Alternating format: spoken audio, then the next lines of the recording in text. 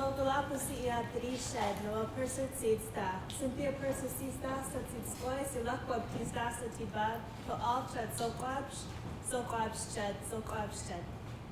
To all of you honorable people, my name is Noel Purser. I apologize for not being able to introduce myself in Lummi anymore. It was the first Indigenous language I spoke, and I hardly remember any of it because I've been living in Suquamish since I was about 5-6 years old.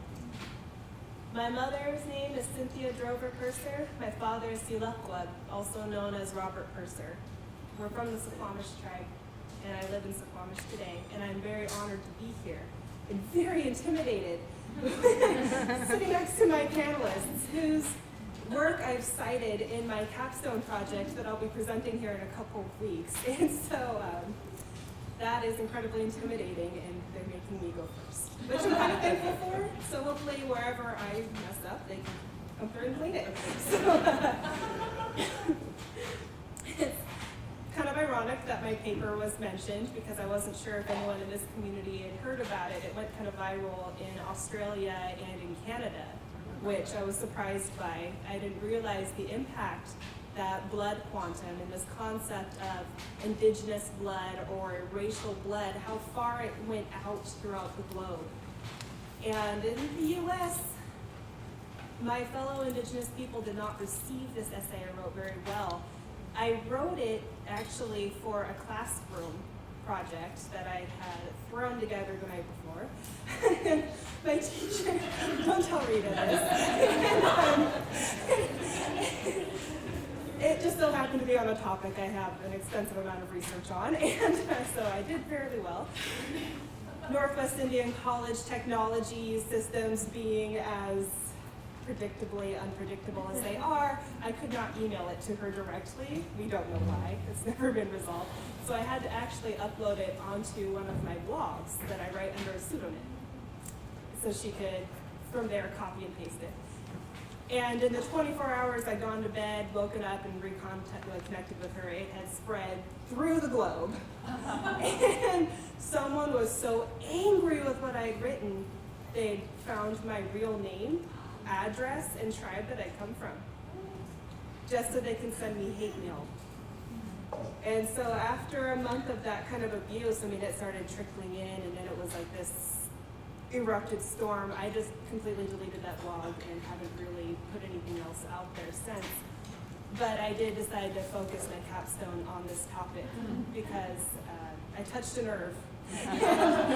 And it was a nerve that needed to be touched. So the title of this paper was How to Kill an Indian with a Piece of Paper. Blood Quantum Laws and Contemporary American Indian Identity. You know, it was just addressed, where did blood quantum begin? Why did it begin? It began in 1066 when someone in England decided to figure out how to, or laid claim to a piece of land. When ownership of the earth became something that was a part of European cultures. When the Danes and the Celtics, were no longer as human as the British. And those were the first people to be colonized. Those were the first people to be affected by this legacy of British colonialism, of this notion of white supremacy. They were not considered fully human or white themselves until long after their colonial history and genocides took place.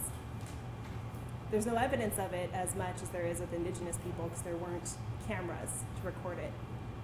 And I wasn't allowed to use my PowerPoint, so I can't show you what few pictures do exist of the Irish genocide and of the impact of white supremacy and blood quantum on those people, which is what drove a lot of them over to our shores, where that trauma, that inherited trauma, and the legacy of colonialism drove them to kind of replicate what happened to them to us. So this history, it's not just our pain. It's not what white people have done to us. It's kind of a human history of what humans are capable of doing to each other. And I focus on that dynamic right there. between the British and the Celtic, the British and the Danes. Because today, that's what Indigenous people are doing. We have adopted that internalized self-loathing. We have turned it on one another. We have colorized each other. We gauge someone's Indigenousness by how much they fit a Hollywood parameter of what defines a Native American.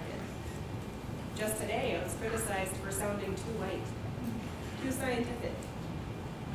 It's ironic, I'm one of the few people in my tribe who speak my language. I don't apologize for being mixed. You know, my mom was a student at Western here when my dad was being arrested for being a part of the Sion community. We don't talk about it much. And there's a long history about why we don't talk about it.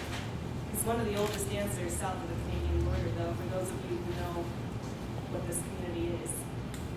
I was raised very bicultural because both my parents understood the importance of knowing who you were and where you come from. So I'm very articulate in English. I've made up for the Indigenous words I never got to learn by learning more and more English words. You know, I was going to talk to you guys about the scientific aspect of race and how it doesn't exist, and how white supremacists and eugenicists spent nearly a century trying to prove, and some of them are still hanging on trying to prove, that there is a biological distinction between humans. But all they're showing is what we've known all along. We all come from the same grandmother. I don't know how many of you have stories of the four-legged grandmother, the first person to carry her children inside her womb. Well, she was found, you know, after the dinosaurs died off. She was burrowed underground, just like we say, and she taught all of her children to carry their children inside of them until it was safe. She taught them to feed from their bodies. We knew this. I just had the scientific background to explain it to non-natives. From there, you know, with every pregnancy, we changed until our species arose, until we became just different enough from our other primate relatives that we couldn't have children with them anymore. And so this first ancestor, this first grandmother, this first human, Atsiefstabyu, she lived in modern-day Africa. Each person in this room shares 99.96% identical genetic information. Identical. Because we all come from this woman. We all come from her children. We all come from the same source. That 0.04% difference in our genotype, that's our genetic structure, that's nothing. In the history of all existence, in the history of humanity, that's nothing. It's not even a blink. And yet so much of what we do to each other, so much of the discrimination, the pain, the exile, is based on this faulty pre-World War II pseudoscience notion that you can look at a human being and discern their ethnic, genetic, cultural existence. You know, Whoopi Goldberg and the Queen of England could be more genetically identical than this guy and I. But a lot of people don't understand how that works. They look at a person's phenotype. The largest organ on our body, our epidermis, our skin, is what we focus on. We hyper-focus on it. It's like dividing humans up by shoe size. You know, I wanted to talk about this woman really quick. And I wanted to show you her picture, even though I'm not supposed to have PowerPoint. Because she is one of the people that first got me asking questions about who's Indian and who's not. Her name was Julia Jacobs. This is one of the few pictures we have of her. She was the last Tsitsiab, or princess, I hate to use that term, but Princess Angeline, Chief Seattle's daughter, got to be a princess, so does Julia, of Suquamish. Her parents couldn't have children. They kept dying, 8, so there's 7. She was the 8th, which in our culture is a very significant number. She was the 8th child, and her mother was out taking her bath, and we don't have a river where we live, but there's a freshwater creek that empties out into the ocean. So she was there taking her bath and praying when she saw the ship bringing Juliet in, and she sent her husband, Chief Wahalchu. She said, "You need to go check this out." Went into Port Madison. There was a little baby on board whose mother had died. She was from the West Indies, so no one on Bainbridge Island in the white community would take her. Very likely descended from slaves. Wahalchu brought her home, and that was their only surviving child. She was Suquamish enough when the BIA came through to round up the children of our community and take them to boarding school. She was not Suquamish enough to be on our base rolls. She single-handedly preserved our dialect of Lushootseed. Back when everyone else stopped teaching it to their children, she made sure all of her children spoke it. Her son went on to being the first chairman of our tribe. Roughly 1/3 of our people descend from her, but they can't claim her blood quantum. She had a ceremonial adoption. She had a legal adoption. But she's not Suquamish. So, I don't know how much time I have. I'm good?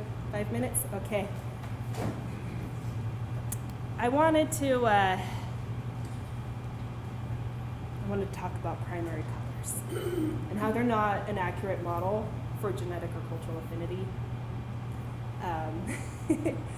So I know it's, with this crazy racist paradigm we've all been raised with of assessing who a person is by their skin color and how they look, we've kind of forgotten that the bulk of who we are is who we're raised with, what our teachings are. I was up berry picking with Takshablu by Hilbert. She was one of my mentors when I was younger. I had the profound fortune of knowing a lot of very influential elders. Had I known their significance outside of our family, I'd have paid more attention. And I was just kind of complaining about, not looking Indian enough. And she corrected me, she said, Atsif Stalbu used to only mean human. It was other people who came here and changed the meaning of that name with their hatred. There were no distinctions between humans in the Lushootseed language. You either were or you weren't. And then she said, "Where do you live? Where do you come from?" And I said, "Well, Suquamish." She said, "Who raised you?" I said, "My family." She said, "That's who you are." And it's taken me several years to really fully understand the wisdom in those statements. She made sure to repeat herself about 6 times to me over the course of that weekend to make sure that was drilled into me. And I've kind of made my life's work out of it. So thank you for listening to me. I will pass it on now.